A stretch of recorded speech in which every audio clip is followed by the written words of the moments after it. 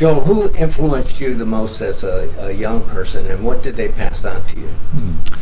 I guess I had a couple of influences. I was lucky enough to grow up in a town named Rochester, Minnesota, where the Mayo Clinic had a lot of influence in terms of the teachers that got hired. Yeah. And I had teachers through my young life that were very significant to me. But probably the single most important person was a guy named Ivar Silvernagel, who was my swimming coach. Oh. And he taught character over everything, over competition, over everything. And as a result, he won 87 straight meets, including state championships over 9 straight years. Wow. And I remember one thing in particular. When I was a sophomore, our senior captain started making fun of a team we were going to swim against, Austin, Minnesota. And Coach Silvernagel said to Tom, "You're not swimming. Anybody who disrespects his competition like that doesn't deserve to get in the pool with him." And so our captain was in dress clothing, sitting in the bleachers while the team swam. And that's the kind of man he was. Yeah. So it was. He taught me a lot of stuff about patience and about what's important, and about treating people, everybody, fairly. He never kicked a kid off the team. He said, "If you're willing to do the work, I'm willing to have you on the team." So we would have like 80 guys on a team, and all the rest of the people said, "How do you even swim, right?" And we'd win the state championship. And that's what was so cool. We ended up performing really excellently in an open system that said, all I care about is if you care enough to be here and do the work. Mm-hmm. So he was a big influence for me. It's a great story. How did you become interested in leadership and the future?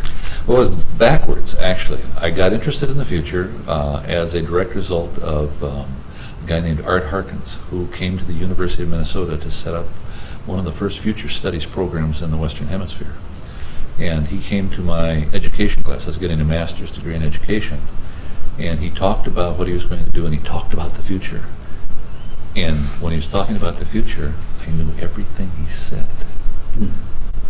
I was kind of curious about that. So afterwards, I went up to start talking to him, and in 5 minutes, he was asking me questions. And it turns out that when I was a kid, I wanted to be an astronaut. And so I started reading about outer space, but basically the future. And even though it turns out that I couldn't fly without Dramamine, so I couldn't be an astronaut, I never lost a reading habit. And so that's how I got into future studies. I said, I actually know at least as much as this PhD does. And I went out and basically found a fellowship, and a year later I was in the field. How I got into leadership is a little bit different. I got called in 1984 by a woman from Hewlett Packard.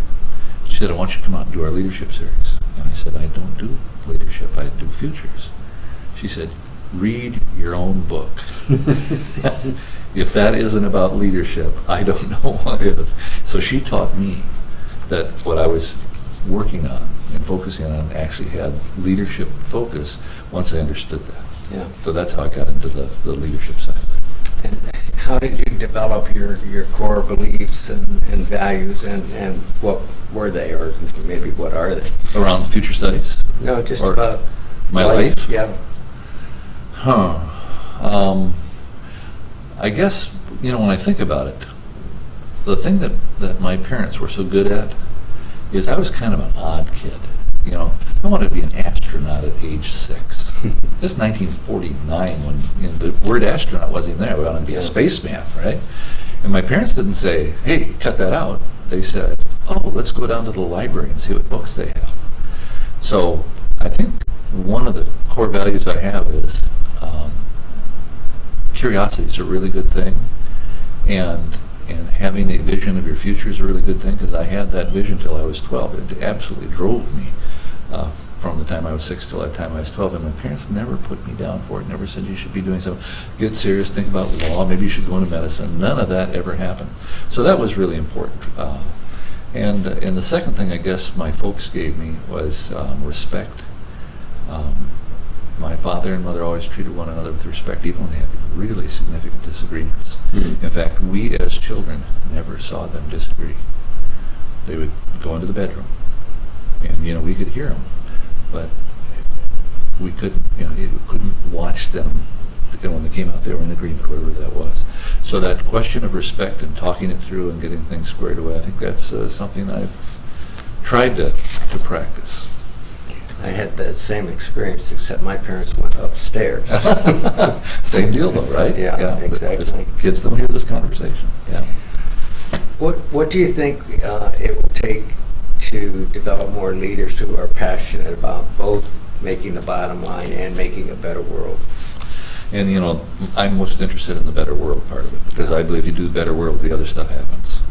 So one of the things that, I've been working on, and I mean, ever since Hewlett Packard showed me I dealt with leaders, is the thing that I think we have to do in the 21st century is our leaders have to get better at creating information systems that provide them with very early exploratory information about the future.